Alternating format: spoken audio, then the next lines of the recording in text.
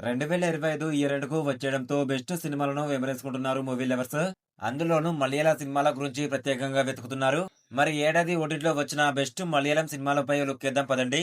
2025లో internet movie database INDB నుండి అత్యధిక రేటింగులు పొందిన టాప్ 5 చిత్రాలు. అవి ఏ ఓటీటీలో ఉన్నాయో చూద్దాం. చూసే ముందు వీడియోని ఒక లైక్ చేసి సబ్స్క్రైబ్ చేసుకోండి. థాంక్యూ. మలయాళ మిస్టరీ థ్రిల్లర్ చిత్రం 'ఏకో'. థియేటర్లలో ప్రేక్షకులను అద్భుతంగా అలరించిన 'ఏకో' కమర్షియల్ గా కూడా విజయవంతమైంది. ఈ చిత్రం ఐఎన్‌డిబిలో 8.3 రేటింగ్ పొందింది. అయితే ఇంకా ఈ మూవీ ఏ ప్లాట్‌ఫామ్‌లో కూడా విడుదల కాలేదు. డిసెంబర్ చివరలో అమెజాన్ ప్రైమ్‌లో విడుదలయ్యే అవకాశం ఉంది. బొఫిన్ చాకో దర్శకత్వం వహించిన మలయాళ థ్రిల్లర్ చిత్రం 'రేఖా' చిత్రం ఈ సంవత్సరం మలయాళ మూవీ లవర్స్ దృష్టిని ప్రత్యేకంగా ఆకర్షించింది.